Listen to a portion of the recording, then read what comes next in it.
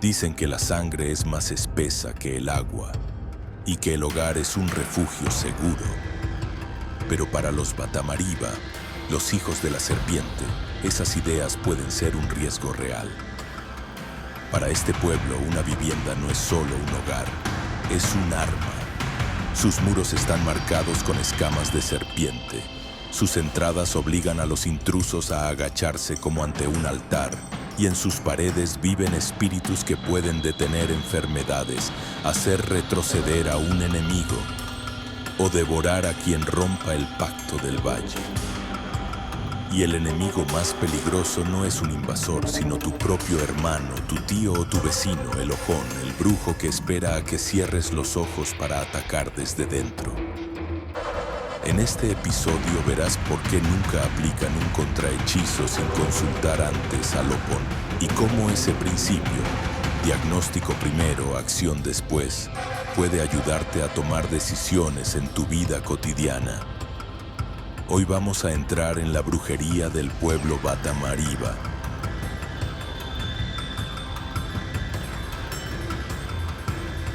Este es el canal del brujo Efraín Balak. Les doy la bienvenida.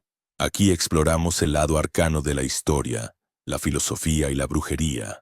El índice, como siempre, está en la descripción de este video. En el valle de Coutamakú, entre Togo y Benín, viven los hijos de la serpiente, los Batamariba.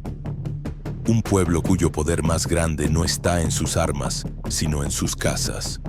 A primera vista parecen fortalezas de barro, pero quienes viven allí saben que son algo más. Hechizos de protección permanente.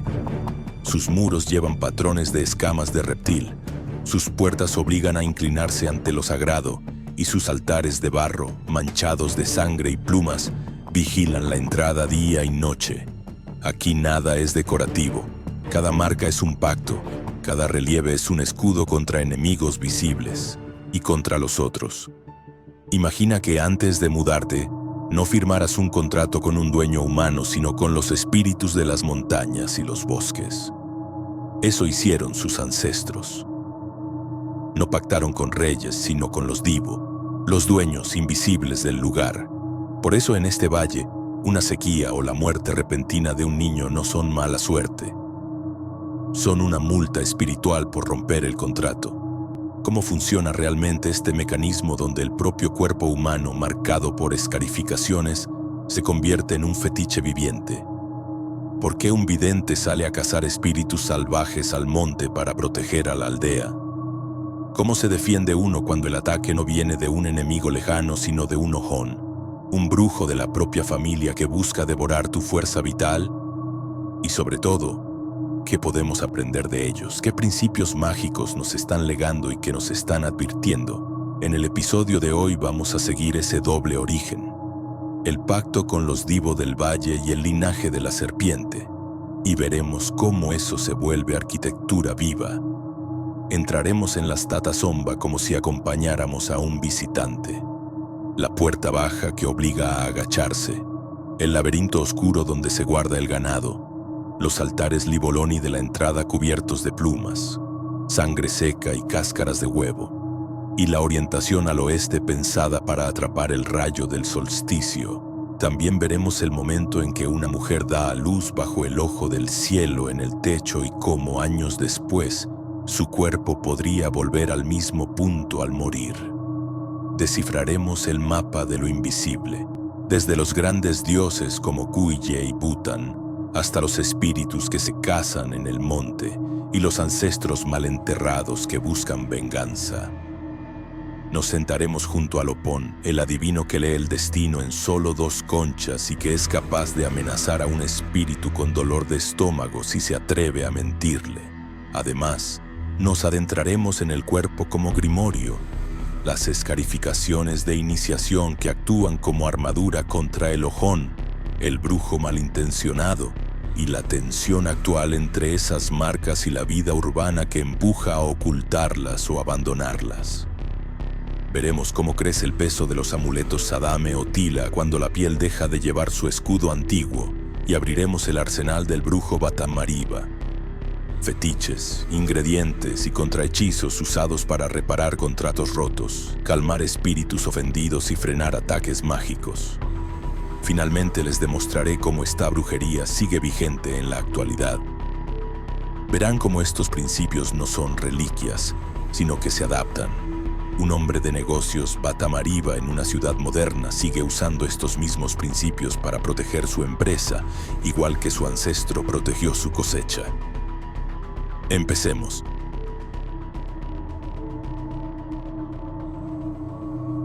El origen místico. Los hijos de la serpiente y el pacto de sangre. Para entender la brujería de los Batamariba, primero hay que entender su relación con el lugar donde viven. Cuando la gente mira sus prácticas, suele centrarse en los fetiches o los sacrificios, pero eso es empezar por el final. La raíz de todo su sistema mágico es, de hecho, un contrato. Su brujería no es tanto un acto de fe como un acto de administración legal. Según la tradición oral de este pueblo, sus ancestros no fueron los primeros en habitar el valle de Coutamakú, esa región montañosa que hoy se reparte entre Togo y Benín. Ellos migraron desde el norte, huyendo de conflictos en lo que hoy sería Burkina Faso, y al llegar encontraron un pueblo de forjadores que ya vivía allí. Los Babietiba, cuyo nombre significa literalmente los primeros ocupantes. Pero los Babietiba les explicaron que ellos tampoco eran los verdaderos dueños del valle. Los dueños reales eran las fuerzas invisibles del lugar. Y aquí no hablamos de un espíritu de la naturaleza vago y genérico, sino de entidades específicas y con carácter, lo que ellos llaman los Divo, fuerzas que habitan en peñascos concretos, en manantiales específicos y en bosquecillos antiguos. Para que a los ancestros Batamariba se les permitiera quedarse, tuvieron que negociar. No fue una súplica, sino un procedimiento formal. Juraron ante estas fuerzas respetar un conjunto de reglas muy estrictas.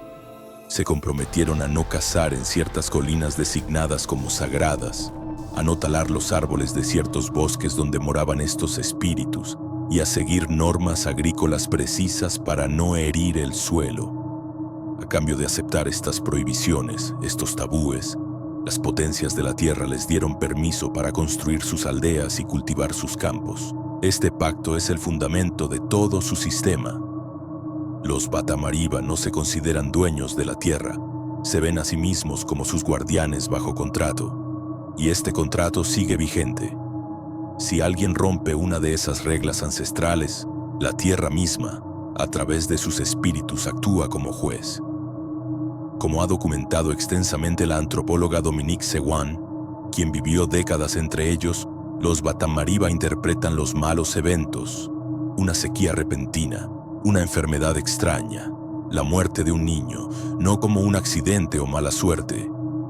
Lo ven como un castigo directo por una infracción del pacto. Esto cambia por completo el enfoque de la magia. Cuando ocurre una desgracia, el trabajo del vidente local, el Oweté, un término que significa aquel que ve, no es buscar inmediatamente a un brujo humano que haya lanzado un maleficio. Su primera pregunta es, ¿qué regla se rompió? ¿A qué espíritu del lugar se ofendió? Por lo tanto, mucha de su brujería es en esencia un acto de restauración. Se trata de identificar la fractura en el contrato y repararla, generalmente con un sacrificio específico en el lugar ofendido, para restablecer la armonía y detener el castigo. Es un principio básico. Antes de buscar un ataque externo, siempre revisa si has roto las reglas de tu propia casa. Ese pacto les dio el derecho legal a vivir allí. Pero hay una segunda capa en su historia que les da el poder para hacerlo: su origen mítico.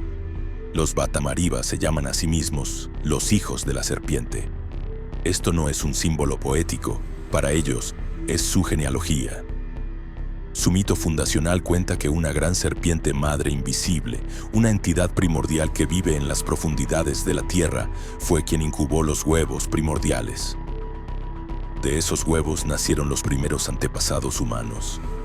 Este acto no fue solitario, fue un evento conjunto entre las dos fuerzas supremas del cosmos: Kuye, el espíritu de la luz, el sol, al que invocan como padre y madre por su naturaleza dual y andrógina, y Bután, el espíritu de la tierra, la diosa del mundo subterráneo, a quien a veces visualizan como un pez de fango que provee agua inagotable. Su linaje, según esta tradición, proviene literalmente del vientre del subsuelo, fecundado por el cielo. Esto los convierte, en un sentido muy real, en parientes de sangre de las mismas fuerzas subterráneas con las que hicieron el pacto. Esta creencia tiene aplicaciones visibles y prácticas. Es la razón por la que se ven patrones geométricos que imitan escamas de reptil en las paredes de sus famosas casas fortaleza, las Tata Somba. Es también la razón de muchas de sus escarificaciones rituales, las marcas que llevan en la piel. No son simple decoración, son una declaración de linaje. Es como llevar un escudo de armas grabado en la piel, un recordatorio constante para ellos mismos y para los espíritus de que somos familia. Este doble fundamento, el pacto legal con la tierra y el linaje de sangre con la serpiente, es lo que forja el carácter de este pueblo. Explica su feroz independencia. Para los Batamariba, un hijo de la serpiente, que vive bajo un contrato directo con los espíritus de su tierra, no tiene por qué arrodillarse ante un amo humano. Esta es la razón histórica por la que nunca tuvieron un rey. Su poder siempre ha estado descentralizado, repartido entre los clanes y los ancianos, y es el motor de su famosa resistencia. Cuando los ejércitos esclavistas del reino de Dahomey los atacaron en el siglo XVII, o cuando las tropas coloniales alemanas intentaron someterlos en el siglo XIX, no estaban luchando solo contra granjeros aislados. Estaban luchando contra un pueblo que se sentía protegido por un contrato divino y que creía portar la sangre misma de la tierra que defendía. Su brujería, por tanto, no es solo misticismo. Es la herramienta práctica que, según su visión del mundo, ha garantizado su libertad.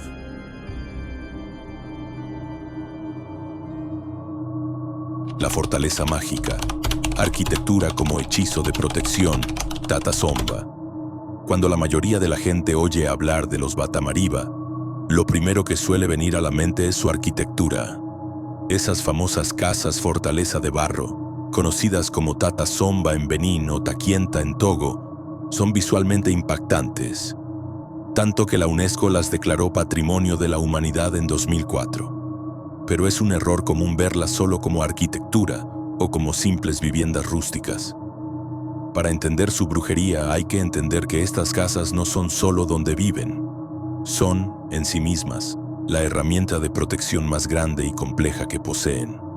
La Tata Somba es, en esencia, un hechizo de protección permanente construido en arcilla, madera y paja. Esta estructura nació de una necesidad brutal de supervivencia. Históricamente, los Batamariba eran acosados. En el siglo XVII, los ejércitos del reino de Dahomey, famosos por sus incursiones esclavistas, eran una amenaza constante. Siglos después, en el XIX, llegaron las tropas coloniales alemanas con armas de fuego. La Tata Somba fue la respuesta a ambas amenazas. Su diseño es una obra de genio militar. Son edificios de 2 plantas sin ventanas en la base. La única entrada es una puerta intencionalmente baja y estrecha. Obliga a cualquiera que entre a agacharse, quedando en una postura vulnerable y convirtiéndose en un blanco fácil. El interior de la planta baja es un laberinto oscuro diseñado para guardar el ganado por la noche, pero también funciona como una trampa mortal. Si un enemigo lograba entrar, se encontraba perdido en la oscuridad, rodeado de muros, mientras los defensores desde la planta superior disparaban flechas a través de troneras, pequeñas ranuras de vigilancia. Esta defensa física por sí sola los hizo legendarios, pero esa es solo la mitad de la historia. La defensa física funcionaba porque estaba respaldada por una defensa espiritual igualmente robusta. La brujería de la casa empieza antes de cruzar la puerta. Justo en la entrada de cada Tata Somba se encuentra un conjunto de altares de barro. Son montículos de formas cónicas, a veces fálicas, llamados liboloni. Según sus practicantes, en estos altares habitan los espíritus de los ancestros fundadores de la familia y otras entidades guardianas que han hecho pactos con el linaje. Y estos guardianes, como cualquier ser vivo, deben ser alimentados. Por eso es común verlos cubiertos de restos de plumas, manchas de sangre seca de sacrificios de aves, cáscaras de huevo o incluso pequeños cráneos de animales. Cada ofrenda es un pago. Es el combustible que mantiene a estos centinelas alerta. Su función es clara: interceptar y neutralizar cualquier ataque invisible, ya sea una enfermedad enviada, un mal espíritu, o un ataque directo de un ojón, un brujo malintencionado del que hablaremos en detalle más adelante. Los propios muros de la casa son parte del hechizo. No son lisos, están cubiertos de relieves y patrones geométricos. Los antropólogos señalan dos interpretaciones que conviven. Primero, que los diseños imitan las escarificaciones tribales, las marcas rituales que los Batamariba llevan en su propia piel. De este modo, la casa y el dueño llevan la misma identidad, la misma armadura. Segundo, muchos patrones imitan las escamas del cocodrilo. El cocodrilo no es un animal cualquiera para ellos, es un mensajero sagrado de Bután, la diosa de la tierra y del mundo subterráneo. Al grabar sus escamas en los muros de arcilla, están de hecho poniendo la casa bajo la protección directa de la diosa. Es menos un muro y más un traje de armadura imbuido de una bendición. Finalmente, está la ingeniería cósmica de la casa. La Tatasomba no se construye en cualquier lugar ni de cualquier manera. El maestro constructor, el Tacumbeta, actúa más como un sacerdote que como un albañil. No usa una brújula, usa el sol y las estrellas para orientar la estructura. Como documentó la historiadora del arte Susan Bleer, la puerta principal de una Tatasomba siempre, sin excepción, mira hacia el oeste. La razón es cosmológica, está orientada a la puesta de sol. Hay un día clave al año en que esto se vuelve crucial: el solsticio de invierno. En ese día, cuando el sol, Kuye, el dios creador, está en su punto más bajo en el cielo, su último rayo de luz penetra horizontalmente por la puerta oeste e ilumina el interior. Los practicantes creen que este es el momento en que el dios Sol entra físicamente en la casa para bendecirla y recargar sus protecciones para el año nuevo. La casa funciona como una cuenca para atrapar esta energía divina, y esta alineación tiene un uso ritual directo que marca el ciclo de la vida. En el techo de la planta superior, el Tacumbeta deja un orificio deliberado, un ojo del cielo que permite la entrada de la luz cenital del mediodía. Cuando una mujer Batamariba va a dar a luz, se coloca directamente bajo ese haz de luz, de cara a la puerta oeste. El niño nace, literalmente, bajo la mirada protectora del dios Sol. Y cuando una persona muere, su cuerpo es colocado exactamente en el mismo lugar, bajo el mismo haz de luz, y mirando hacia la misma puerta oeste. Nacen y mueren en el mismo portal cósmico alineados con el Sol. La casa es un microcosmos, la puerta es la boca, el granero el estómago. No es de extrañar que arquitectos como Le Corbusier quedaran fascinados por sus formas. Vieron el genio estético, pero la verdadera genialidad está en su función. Es un organismo vivo diseñado para la vida y la muerte. Vamos a hacer un breve paréntesis para comentarte. La mayoría de las personas que me contactan, que no son pocas, me han pedido que explique más sobre demonología, entes y deidades que pueden ayudar en las intenciones del amor. Es por esa razón que me he tomado la molestia de crear la guía más completa que podrás encontrar sobre entes y demonios del amor. Incluye el sigilo correspondiente por cada uno y la forma de invocación para que pueda ayudarte. Es una guía muy completa. Este material lo dejo en un enlace en la descripción. Por otro lado, si te interesa profundizar más en la magia negra, tenemos un grupo privado, donde está, por así decirlo, mi aquelarre de aprendices. Ahí conversamos y debatimos temas más profundos de la brujería. Las plazas son limitadas. El enlace también está en la descripción. Finalmente, si te interesa contactarme para algún trabajo de cualquier tipo, mi único correo es efraimbalak@gmail.com y mi única web es efraimbalak.org, No intenten comunicarse por otro medio. Gustoso les atenderé.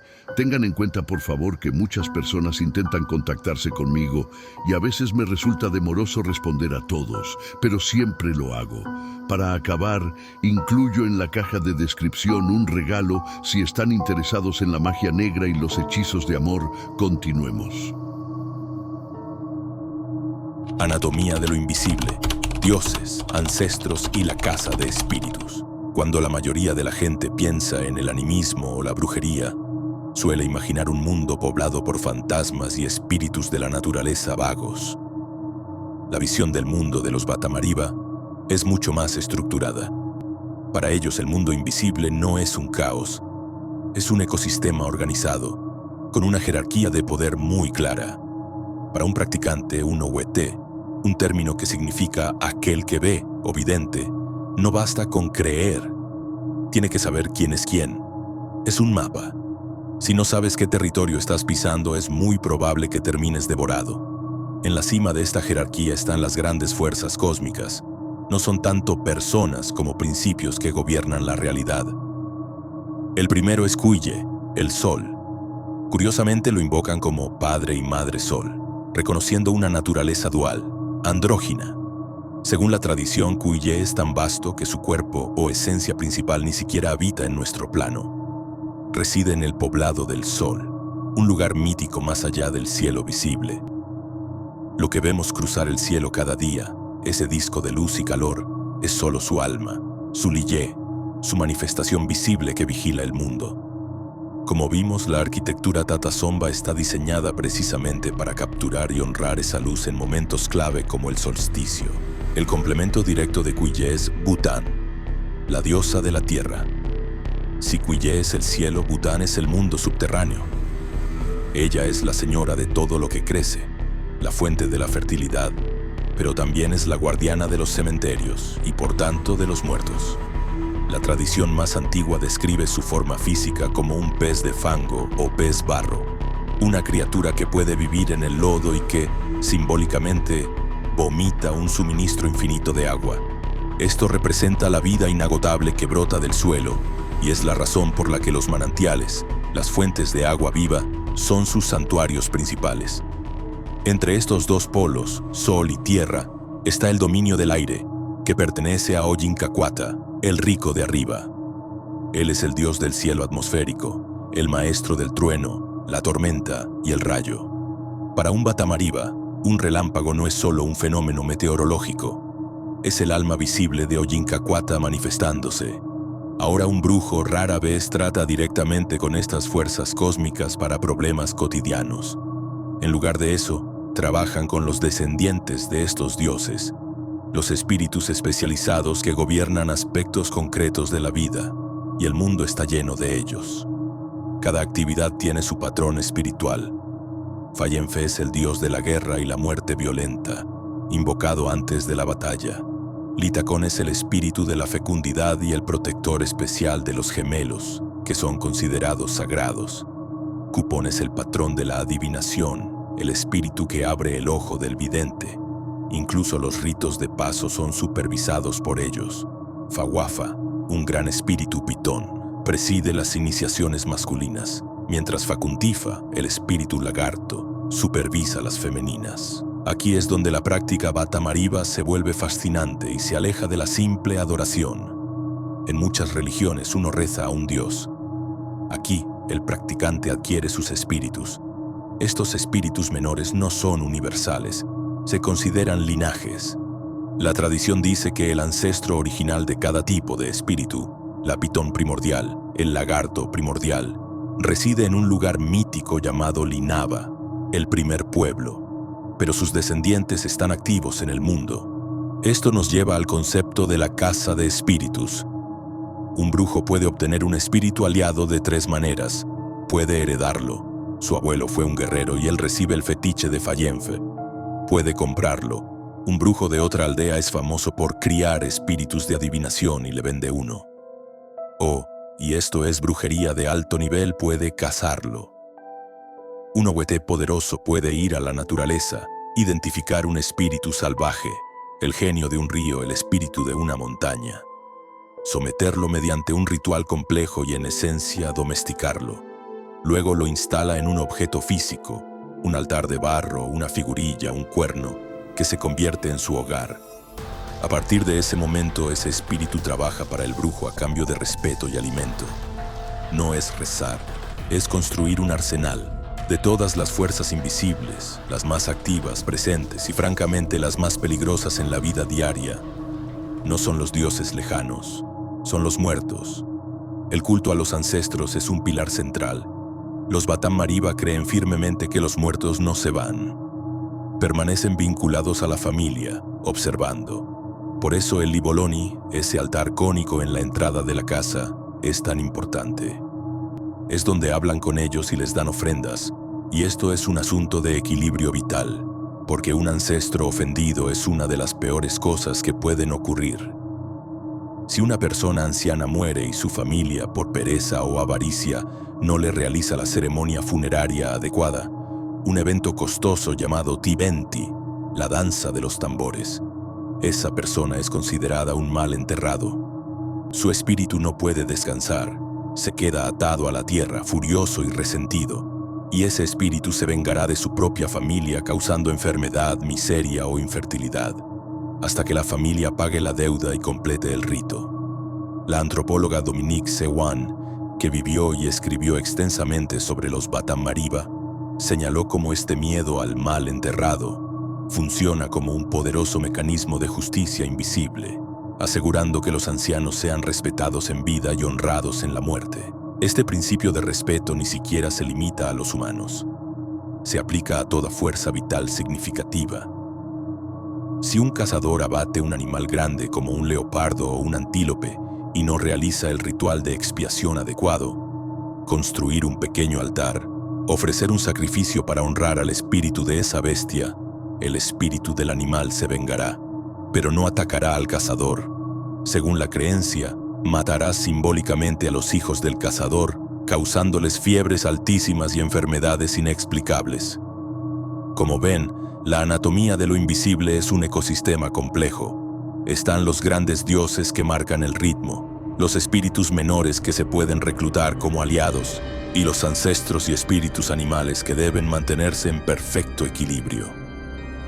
Para un practicante Batán Mariba, la brujería no es solo lanzar hechizos, es el arte de la diplomacia espiritual. Es saber a quién comandar, a quién sobornar, a quién honrar y a quién temer.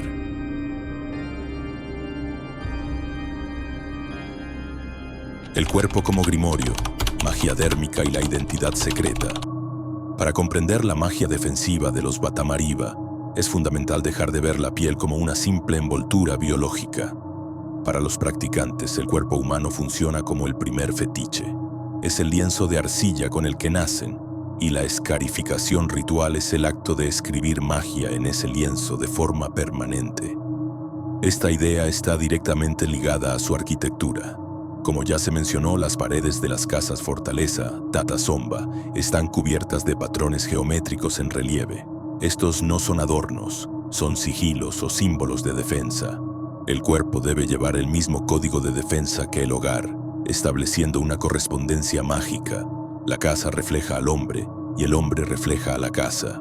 El significado de estas marcas es doble.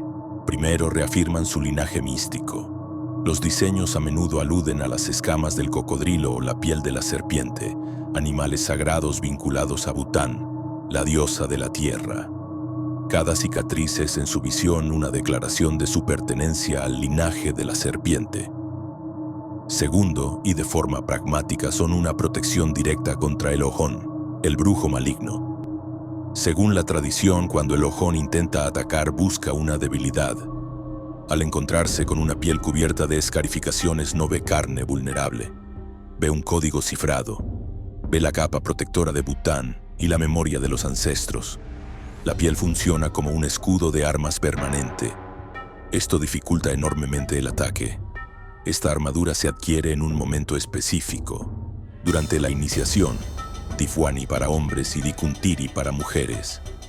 El procedimiento es supervisado por los Okoti, los maestros del saber, y se describe como una operación quirúrgica espiritual. No es un adorno estético, El dolor de la incisión y la sangre derramada consagran la marca de forma literal, sellando el pacto de protección. Las cicatrices funcionan como una memoria externa del juramento. Le recuerdan al iniciado sus obligaciones con el clan y con los espíritus. El practicante que, según la tradición, ha olvidado sus marcas es un practicante que ha olvidado su juramento. Lamentablemente, esta práctica está en declive. La influencia de la cultura urbana y el uso de ropa de estilo occidental hacen que muchos jóvenes vean la escarificación como algo primitivo o incompatible con el trabajo moderno. Desde la perspectiva de la brujería, esto crea un riesgo espiritual grave. Cuando un individuo Batamariba deja de llevar sus marcas, el cuerpo se convierte en un lienzo en blanco en el plano invisible. Ha retirado la armadura que le daban los ancestros. Para compensar esta vulnerabilidad, los practicantes urbanos deben recurrir a un arsenal portátil. Se ven forzados a cargar más amuletos, gris. Por ejemplo, deben usar más sadame, el amuleto para proteger los viajes, o más tila, el amuleto antiveneno, para reemplazar el escudo que la piel les daba. Esto muestra que, aunque la brujería se adapte, la protección que se pierde debe ser compensada con un esfuerzo ritual mayor.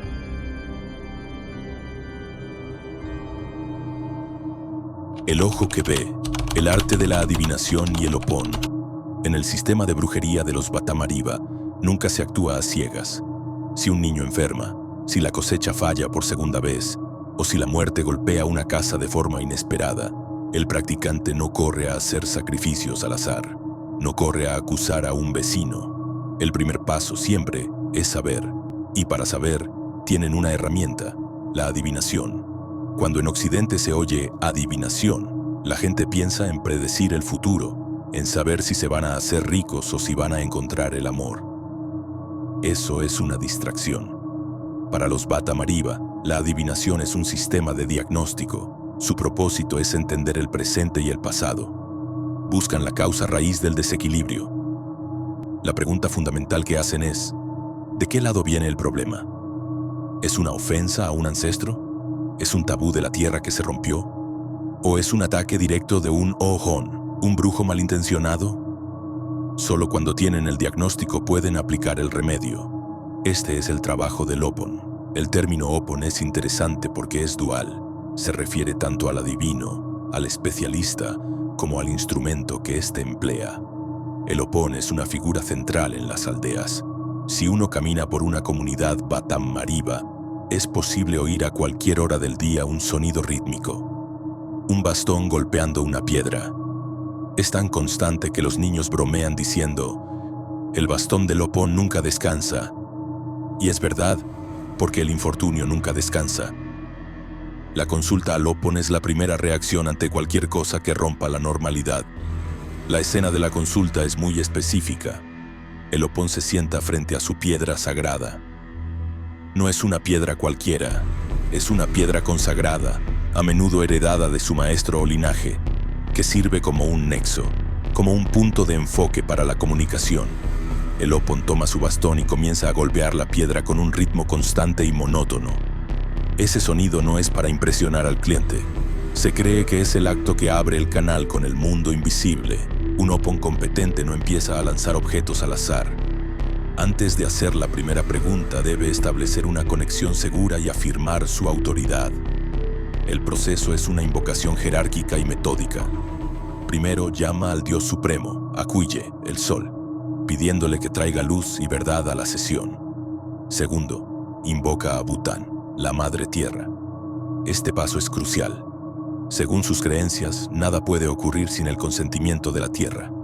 Como han documentado algunos investigadores en publicaciones, por ejemplo en journals openedition.org, es común que el opón coloque un poco de tierra sobre la piedra del oráculo antes de empezar. Es un gesto de permiso. Le recuerda a todos los espíritus presentes que la tierra lo sabe todo y que la sesión se hace con su aprobación. Tercero, el opón llama a los ancestros. Invoca a sus propios ancestros adivinos, que son quienes le dan la licencia espiritual para operar, y luego invoca a los ancestros del consultante, ya que ellos casi siempre son parte del problema o de la solución. El opón recita un largo cántico, saludando a los lugares sagrados de la familia, a las deidades del clan. En la práctica, está convocando a un tribunal espiritual. Una vez que el canal está abierto y asegurado, el Opon usa sus herramientas de lectura. En esta tradición, no se ven los sistemas complejos de 16 cauríes que son comunes en otras prácticas de África Occidental, como el Ifá. Los métodos Bata Mariba tienden a ser más directos. A menudo un Opon usará solo 5 conchas de caurí, pero los maestros más respetados a veces usan solo 2. Es un sistema binario, de una simplicidad que desarma. Según una antropóloga que lo presenció y describió, un caurí representa al espíritu de la luz, Kuye, y el otro al espíritu de la tierra, Butan. Al arrojarlos, el Opon no está leyendo el azar, está leyendo la voluntad combinada del cielo y la tierra sobre la pregunta formulada. ¿Caen abiertos, cerrados, uno y uno? Esa es la respuesta. Pero el mundo invisible, según esta tradición, está lleno de mentirosos. Los espíritus pueden ser caprichosos. Un espíritu travieso podría intentar engañar al Opon. O peor, un brujo enemigo podría estar intentando interferir en la lectura para ocultar su crimen. El Opon lo sabe, y por eso tiene herramientas de seguridad.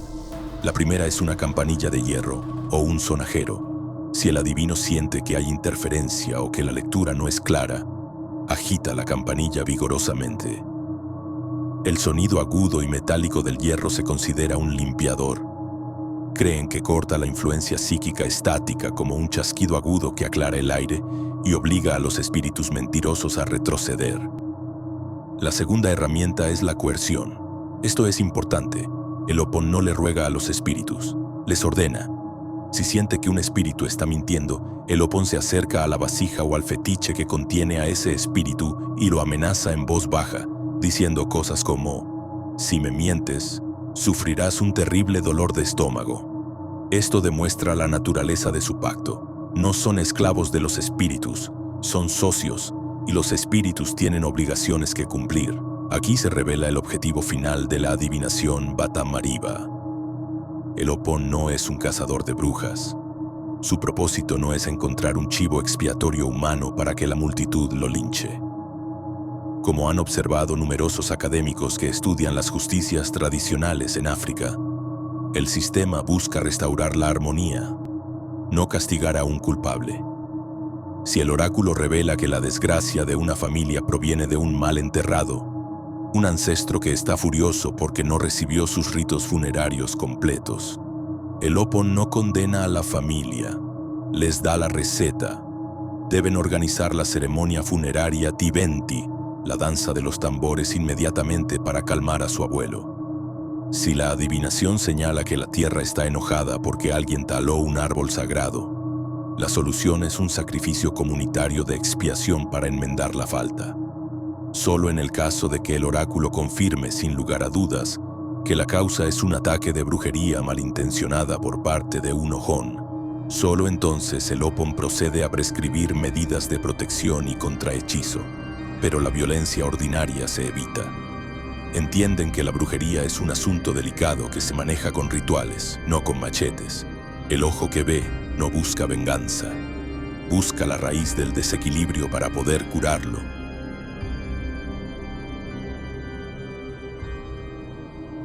El arsenal del brujo, fetiches, ingredientes y contrahechizos. Una vez que el Opon, el adivino, ha dado su diagnóstico, la magia de los Bata Mariba entra en el campo de la acción, y para actuar se necesitan herramientas.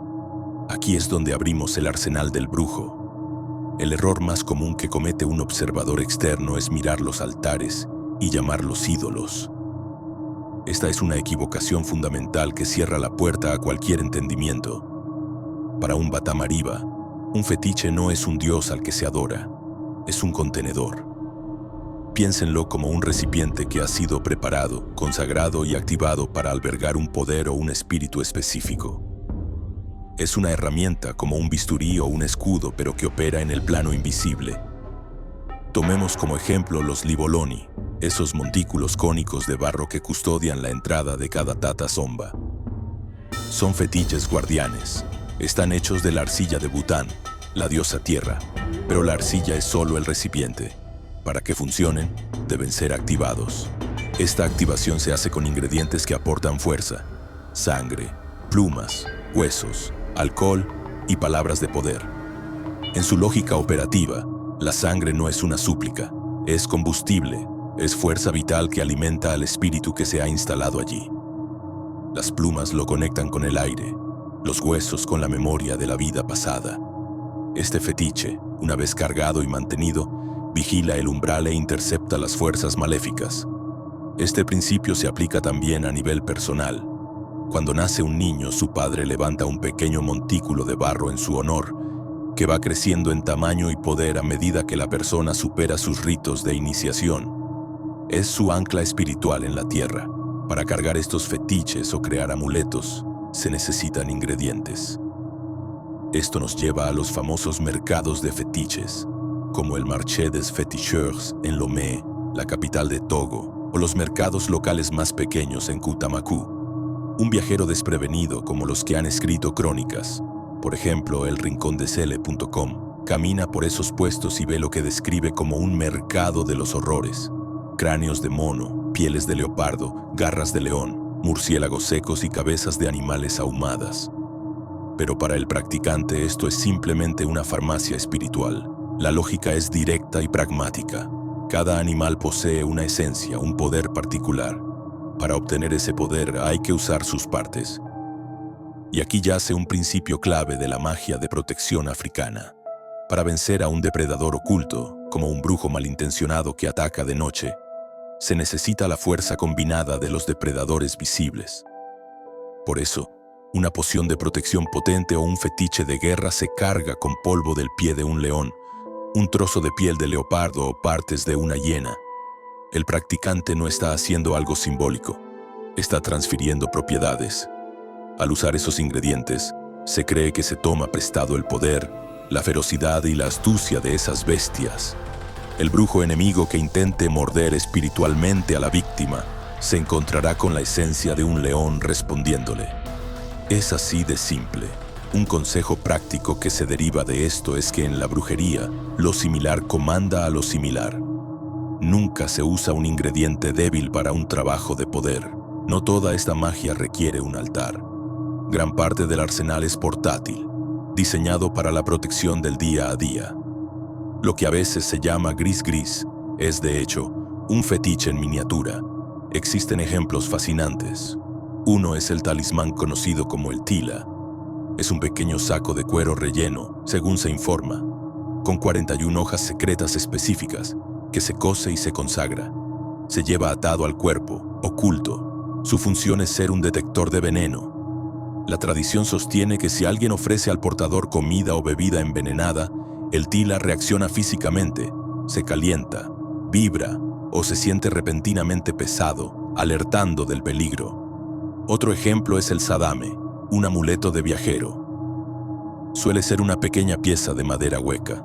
Antes de un viaje, la persona habla sus deseos de protección dentro del agujero. Guárdame de los accidentes, escóndeme de los ladrones, y luego lo sella con un corcho. El amuleto guarda la palabra y la intención protegiendo al viajero. Incluso las conchas de caurí que los occidentales ven como decoración o dinero antiguo son herramientas. En este contexto son ojos. Los ancianos dicen que los ojos del caracol ven la mentira. Por eso se cosen a los fetiches y a las bolsas de adivinación, actuando como un escudo que desvía y refleja el mal de ojo. El arsenal también se usa para curar. Y a diferencia de un médico moderno, el brujo no siempre necesita que el enfermo esté presente. Si el Opon diagnostica que la enfermedad de un niño se debe a un ancestro ofendido, el curandero puede trabajar desde su propio templo. Un viajero, mencionado en elrincondesele.com, describió haber presenciado un ritual así, donde el sanador activó 2 altares de adobe, representando a los antepasados del clan, recitó invocaciones y usó la sangre de un gallo para establecer la conexión. La sangre en este acto juega su papel de nexo, permitiendo al curandero persuadir o forzar al ancestro para que suelte al niño. Un método más directo para la mala suerte es la transferencia. Hay animales maestros en esto, y el principal es el camaleón. El camaleón es el símbolo de la transmutación. Si una persona sufre de mala suerte persistente, se le puede prescribir un baño ritual. Se atrapa un camaleón vivo y se mantiene en el agua del baño durante un periodo, a veces 7 días. Se cree que el poder innato del animal para cambiar absorbe el espíritu negativo, lo transmuta y lo neutraliza en el agua. Finalmente, el arsenal debe tener una defensa activa. En la tradición Batamariba, cuando un brujo ataca, uno no se limita a poner la otra mejilla. Eso, en su lógica, es un suicidio espiritual. Se devuelve el golpe. Existen fetiches diseñados específicamente para esto. El más conocido en la región es el leva, o el fetiche de retorno al remitente. Es una figura de arcilla. Cuando el practicante sabe que está bajo ataque, la activa. Le enciende un cigarro en la boca, dándole aliento y fuego. Le vierte ofrendas de alcohol y le da la orden. El fetiche entonces actúa como un espejo. Toma toda la energía negativa enviada, la concentra y la devuelve, a menudo multiplicada al brujo que la originó. La brujería es un mundo de leyes, y una de las primeras es: no ataques si no estás preparado para la respuesta. Tengo que recordarte que si necesitas contactarme por algún motivo, solamente tengo un correo y una web oficial. No hagas caso a ningún otro, por favor. Asimismo, ten en cuenta que la guía definitiva de los entes para el amor, el enlace a nuestro canal de aprendizaje y el regalo que les prometí está en la caja de descripción. Relatos de poder, vuelo astral y guerras invisibles. Existe una frase común que dice que la historia la escriben los vencedores. Esto es, en el mejor de los casos, una verdad a medias. Describe la historia física, la de las batallas y los tratados, pero en muchas tradiciones, incluida la de los Batamariba, la historia real, la que decide quién vence y por qué, se escribe en el plano invisible, lo que un observador externo podría catalogar como mitos o folclore. Para los practicantes de esta tradición son informes de campo. Son los relatos de poder y los precedentes que demuestran que su ciencia mágica funciona. La tradición Batamariba distingue claramente entre un curandero, que usa hierbas y remedios físicos, y un ohuete de alto nivel, un vidente consumado. Se dice que este último ha entrenado su espíritu, a veces llamado su sombra, para que pueda abandonar el cuerpo físico a voluntad. Según sus practicantes, esto no es un sueño, es un viaje deliberado, una de sus historias orales más significativas que ha sido registrada por antropólogos y cuyos ecos se encuentran en archivos académicos como academia.edu. Habla de un poderoso brujo anciano de hace varias generaciones. Se cuenta que durante sus trances, su cuerpo físico yacía dormido en su tata somba, pero su espíritu viajaba más allá de los límites del mundo, volando por encima de las nubes que llaman Tiyati. La historia afirma que llegó tan alto que alcanzó el pueblo del sol, la morada mítica donde reside el cuerpo esencial del Dios Supremo, Kuye. Este viaje no fue un acto de turismo espiritual, fue una misión diplomática. En ese plano superior, según el relato, el anciano se encontró con las deidades primordiales. Allí negoció directamente con el espíritu de la gran serpiente Fawafa, que es el patrón que supervisa la iniciación masculina, el Difwani. El brujo hizo un pacto. Cuando su espíritu regresó al cuerpo, no volvió con las manos vacías. Trajo consigo el permiso formal para que Fawafa descendiera y habitara en el santuario de su clan. Para un escéptico esto es una fábula, pero el practicante Batamariba señalará una prueba del mundo real. Hasta el día de hoy, durante la celebración del Difwani en sus aldeas, es un hecho documentado que a menudo aparece una gran pitón real en las cercanías del bosque sagrado. La serpiente no ataca y nadie la ataca, simplemente está presente, observando. Para ellos es la encarnación física de Fawafa, cumpliendo el contrato que aquel brujo selló en el plano astral. Otros relatos de poder están integrados en la historia verificable de la región. Tomemos la guerra contra el reino de Dahomey en el siglo XVII. Dahomey era una máquina militar, un imperio temido y conocido por sus brutales incursiones para capturar esclavos. Sus ejércitos atacaron a los Batamariba. Como ya vimos, la defensa física de la Tata Somba era ingeniosa, pero la tradición oral insiste en que no era suficiente contra la superioridad numérica de Dahomey. Aquí es donde se activó la guerra invisible. Los ancianos cuentan que, mientras los guerreros de Dahomey se preparaban para asaltar las aldeas, los brujos de guerra de los clanes no solo prepararon sus flechas.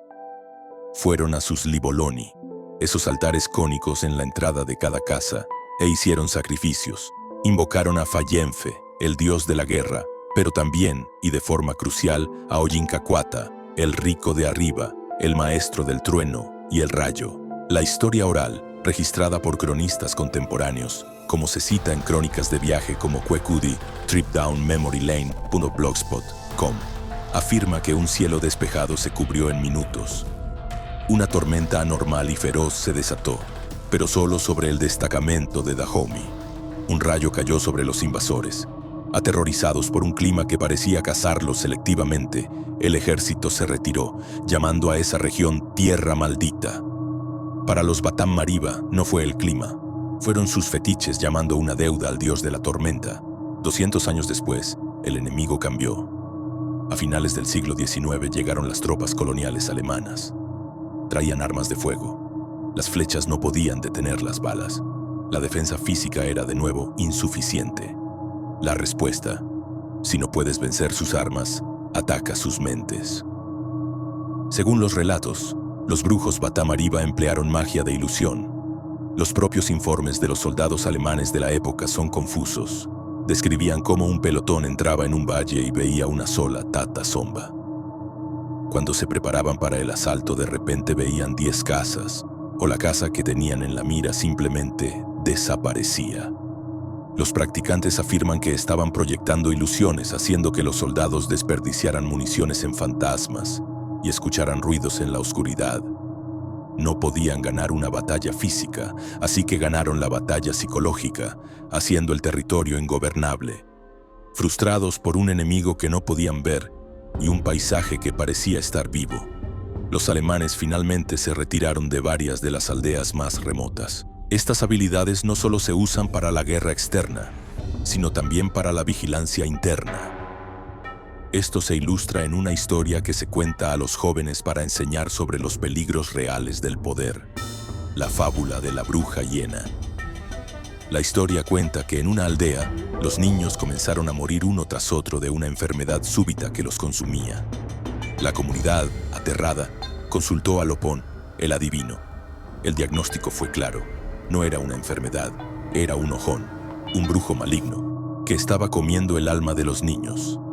El Opon identificó a la culpable, una mujer de la aldea que, consumida por la envidia, usaba su poder para transformarse. Por la noche, su espíritu tomaba la forma de una hiena, merodeaba las casas y devoraba la fuerza vital de los infantes. Pero en esta tradición, un diagnóstico del oráculo no es una sentencia de muerte. Se necesitaba una prueba.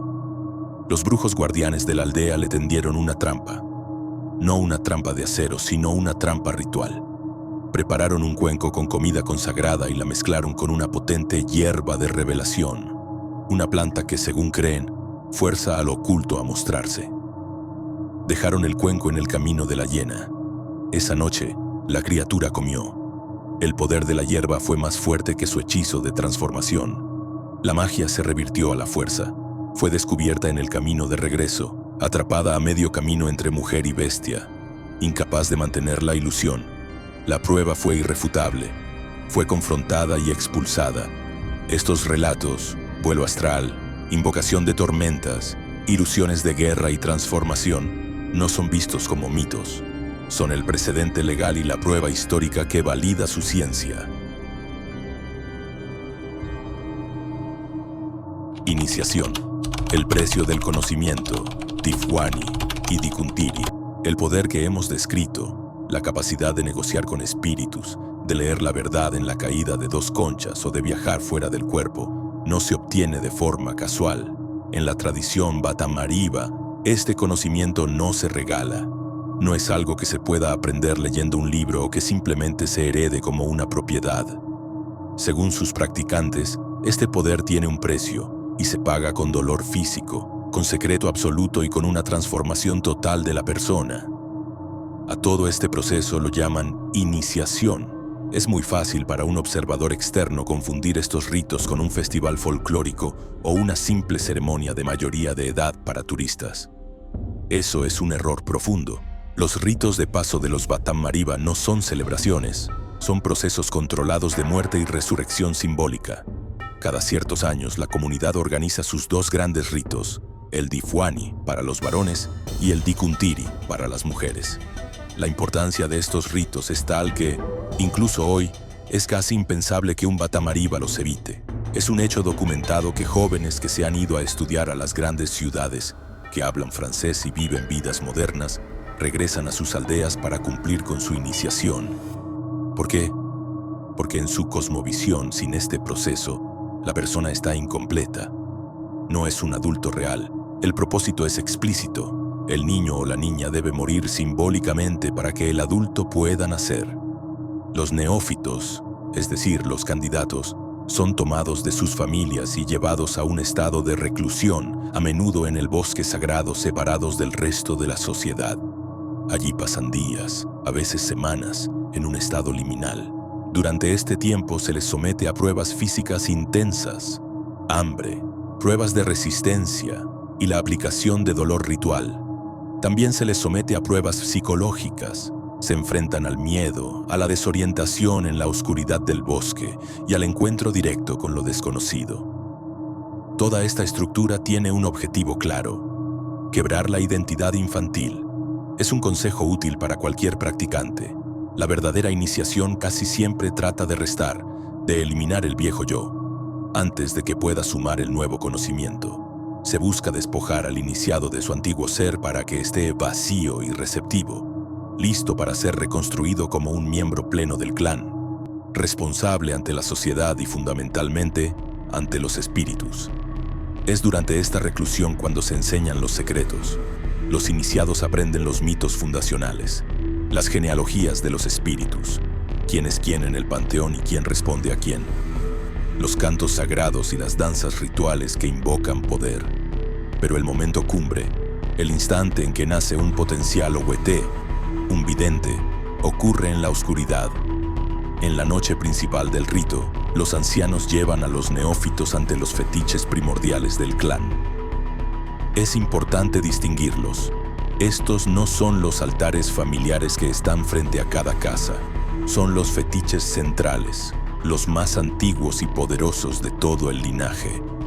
Pueden llevar a los jóvenes ante el altar de Faguafa, el espíritu pitón, aquel que según el relato de poder un héroe brujo trajo volando en espíritu desde la aldea mítica de Linaba. O pueden llevar a las jóvenes ante Facuntifa, el espíritu lagarto, o ante el fetiche de la pequeña cornamenta, otro objeto de poder capturado en el mundo espiritual. Y entonces a los iniciados se les ordena tocar el fetiche. Según los practicantes, este no es un toque simbólico, es una transferencia de poder literal. En el momento en que la piel del iniciado, preparado y vacío, toca el objeto consagrado, se cree que absorbe una fracción de la fuerza pura que reside en él. Es su primera revelación directa del poder. Un ejemplo fascinante de esta unión de poderes se ve en el Dikuntiri femenino. Las jóvenes llevan un elaborado tocado ritual, a menudo un cesto con cuernos de antílope, que simboliza su nuevo estatus y su poder sobre la fertilidad. Cuando esa mujer recién iniciada se casa, su esposo realiza un acto ritual. Debe disparar una flecha con su arco que se clave en ese tocado. No es un juego, es un acto simbólico de captura que une el poder de caza del hombre con el poder de fertilidad de la mujer. Una vez que el iniciado ha muerto, ha sido probado y ha tocado el poder, regresa a la aldea. Ahora es un adulto. Conoce el marco básico del sistema. Sabe ejecutar las danzas de posesión que permiten a un espíritu montar su cuerpo de forma controlada y segura. Conoce los gestos de mando sobre ciertos espíritus tutelares. Y conoce los cánticos para honrar a los ancestros. Pero esta iniciación pública, el Difuani o el Dikuntiri, no es el final del camino. Es solo la primera puerta. La mayoría de la gente se queda ahí. Son miembros plenos y funcionales de la sociedad. Sin embargo, unos pocos, aquellos que demostraron un don innato, quizás nacieron con el ojo abierto o sintieron el toque del fetiche de una forma más profunda, son identificados y seleccionados por los ancianos. Estos pocos son tomados entonces por los Okoti, un título que significa los dueños del saber, los maestros de la tradición, y es aquí donde comienza la verdadera formación, el posgrado. En secreto durante años, el Okoti enseñará a su aprendiz las fórmulas que no pueden pronunciarse en público. Les enseñará los nombres secretos de las deidades, que como en muchas tradiciones mágicas, es la verdadera llave para comandarlas. Y les enseñará el arte más peligroso y avanzado de todos, la técnica para cazar espíritus salvajes de la naturaleza y domesticarlos, instalándolos en un fetiche para su servicio. La iniciación pública te hace un adulto Batamariba. Este entrenamiento secreto te convierte en un brujo.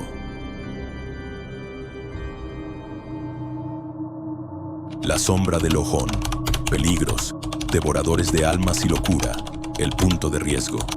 Hasta ahora, hemos explorado el poder que construye, defiende y sana dentro de las prácticas Batamariba.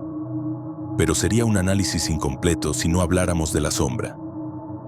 En cualquier sistema de poder existe el potencial para el abuso, y en la brujería los riesgos son directos y, según sus practicantes, mortales. La brujería en sí misma es un conocimiento sobre cómo funciona el mundo invisible. Es una herramienta. Como un cuchillo puede usarse para preparar comida o para herir. Lo que define al practicante es cómo utiliza esa herramienta. Esta sección trata sobre los peligros de ese filo, el punto de riesgo real. En la lengua Batamariba, existe una palabra específica para el practicante que ha decidido usar su poder para dañar. Lo llaman Ojón. Cuando en Occidente se piensa en una bruja malvada, la imagen suele ser la de un demonio externo o una figura ajena a la comunidad. Este no es el mayor miedo para los Batamariba. El terror del Ojón es que rara vez es un extraño. Casi siempre es un iniciado, un familiar, un vecino. Es el miembro del propio clan que sonríe por la mañana y, según la creencia, ataca por la noche. Los estudios académicos, como los que se pueden encontrar en researchgate.net, han tratado de definirlo, describiéndolo como un vidente anónimo que utiliza sus poderes para vengarse de un agravio. Esta definición es precisa. El Ojón actúa motivado por las emociones humanas más básicas: la envidia por una buena cosecha, el rencor por una disputa de tierras o el odio por un insulto olvidado. ¿Cómo ataca un Ojón? Según la tradición, no usa veneno físico ni armas convencionales. Opera en las sombras. Es un maestro de las mismas habilidades que el vidente benéfico: el vuelo astral, proyección espiritual y la transformación, pero las usa con intención maliciosa. Se cree que por la noche, mientras la víctima duerme, el Ojón proyecta su sombra o espíritu fuera de su cuerpo, toma la forma de un animal, a menudo una lechuza o una hiena, y viaja para reunirse con otros brujos de intenciones similares. El ataque en sí es descrito como un acto de canibalismo espiritual. El término que usan es, literalmente, comerse a la víctima. Los practicantes insisten en que esto no es una metáfora. El Ojón ataca la fuerza vital de la persona, drenándola poco a poco. La víctima comienza a enfermar. Los médicos no encuentran causa, la voluntad se quiebra y la suerte se seca. Si el ataque continúa, la persona se convierte en una cáscara vacía y muere. La forma más vil de este ataque, considerada la traición definitiva, es cuando el Ojón usa las propias defensas de la casa contra ella. Dado que el Ojón suele ser un familiar, conoce los altares. Puede, según la creencia, manipular ritualmente los Liboloni, los fetiches guardianes de la entrada, y corromperlos, convirtiendo el escudo de la familia en un arma que ataca desde adentro.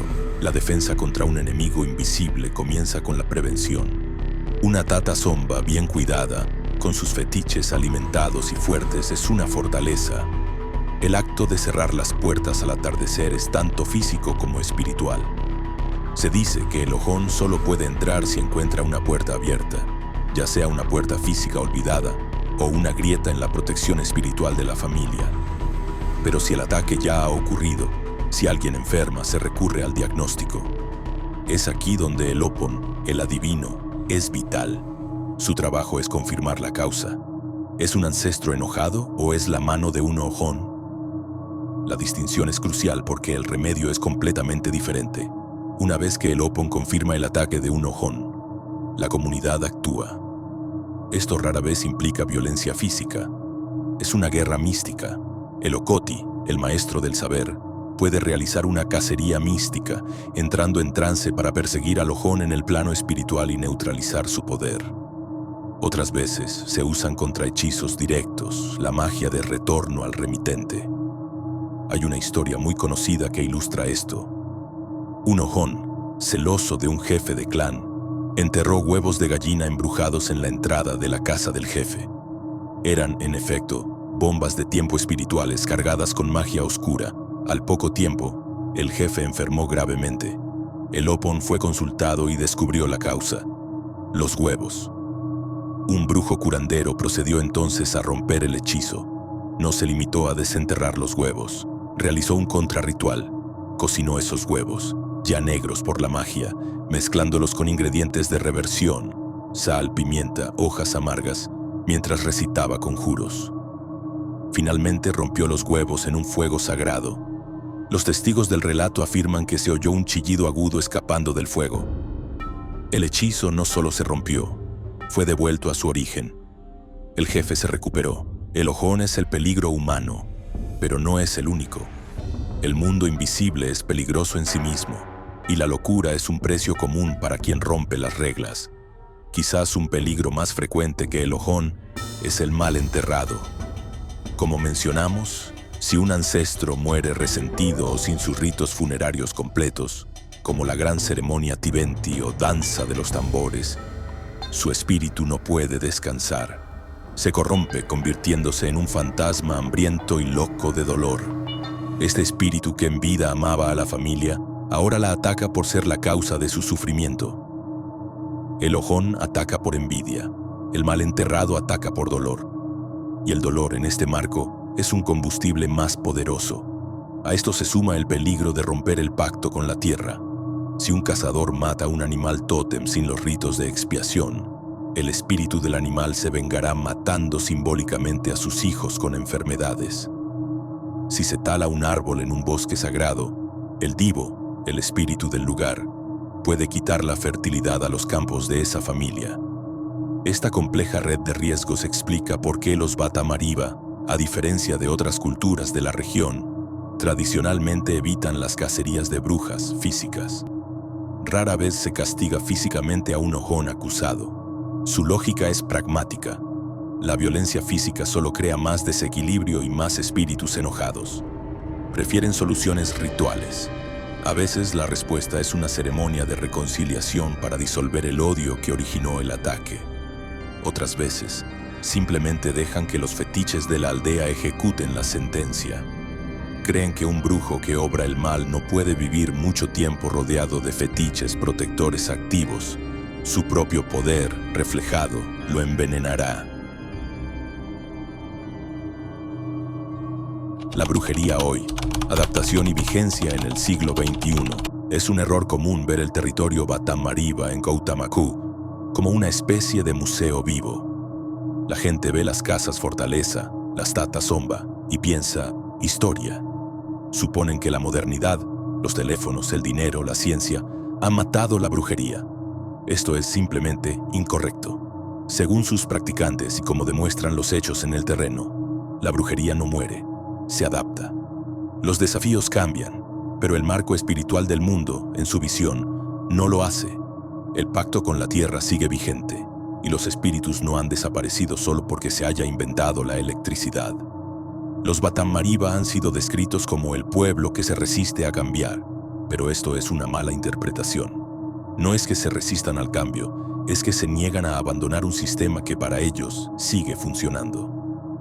La prueba más clara de esta vigencia se ve en la juventud. Es un hecho documentado que los jóvenes Batamariba van a la escuela, aprenden francés, visten ropa occidental y muchos se mudan a ciudades como Lomé o Cotonú para estudiar ingeniería o derecho. Sin embargo, cuando llega el momento de la iniciación, el Difwani para hombres y el Dikuntiri para mujeres. Estos mismos jóvenes regresan, vuelven a sus aldeas para pasar por el bosque sagrado, sufrir las pruebas y tocar el fetiche primordial. En su visión del mundo, un título universitario es útil, pero no ofrece protección contra un ojón, el brujo malintencionado. Su identidad real, creen ellos, no la da un pasaporte, sino el ritual que los conecta con sus ancestros. El reconocimiento de la UNESCO en 2004 como Patrimonio de la Humanidad no salvó esta cultura, simplemente reconoció algo que ya estaba vivo. Irónicamente, esta validación externa parece haber reforzado el orgullo interno. Los practicantes ya no sienten la necesidad de esconder sus fetiches. Los muestran como parte de un patrimonio activo. Los famosos mercados de fetiches, como el Marché des Féticheurs en Lomé, no son atracciones turísticas folclóricas. Siguen siendo farmacias espirituales activas, donde se compran los mismos ingredientes: cráneos, pieles, hierbas, garras de león, que usaban sus abuelos, porque la demanda de los practicantes locales sigue existiendo. La brujería se ha adaptado al nuevo campo de batalla. Los principios son los mismos, pero los objetivos cambian. El ojón, el brujo malintencionado, ya no se preocupa solo por secar la cosecha de mijo del vecino. Hoy, según creen, el ojón puede ser un colega en la oficina, y la envidia se dirige a un ascenso o un coche nuevo. El ataque de brujería moderno no busca que un niño enferme de fiebre, busca provocar un accidente de motocicleta en un cruce. Es el mismo veneno, solo que en una botella nueva. El Opon, el adivino, también se ha actualizado. Los practicantes relatan que los políticos locales consultan al Opon no sobre la lluvia, sino para preguntar si un rival electoral está usando brujería para hacerle perder. La brujería sigue siendo una respuesta directa a las ansiedades de la época. El ejemplo más claro de adaptación es el del practicante urbano. Un ingeniero batamariba que vive en un apartamento moderno no puede construir una tatasomba de 2 pisos, pero en un rincón de su habitación es muy probable que tenga un pequeño altar de barro, discreto pero activo. No le pide a sus ancestros protección contra los leones, les pide protección contra los ladrones de la ciudad. No pide una buena cosecha, pide que su contrato de trabajo sea renovado. El amuleto Sadame, que tradicionalmente protegía al viajero que caminaba al siguiente valle, hoy se consagra para proteger a ese mismo ingeniero cuando toma un vuelo. Los principios de la magia son idénticos, solo cambia la aplicación. Las religiones monoteístas tampoco han borrado estas prácticas. Como han notado los etnógrafos, la mayoría de los batamariba siguen siendo animistas en su marco operativo, aunque se identifiquen formalmente como cristianos o musulmanes. Para ellos, no existe una contradicción. Es común que una persona vaya a misa el domingo por la mañana, pero el lunes por la tarde visite al Opon para averiguar por qué su negocio está fallando. Ven esto como usar todas las herramientas disponibles. Si un nuevo Dios o un santo cristiano demuestra ser poderoso, se le añade al arsenal espiritual, pero nunca se abandonan los pactos fundamentales con los espíritus de la tierra que han protegido al linaje durante siglos. En la visión del mundo batamariba, el mundo moderno de acero y vidrio es frágil porque ignora las fuerzas subyacentes. Las emociones humanas primarias, la envidia, el miedo, la ambición, no han cambiado, y para ellos, los ancestros y los espíritus del pacto tampoco han cambiado.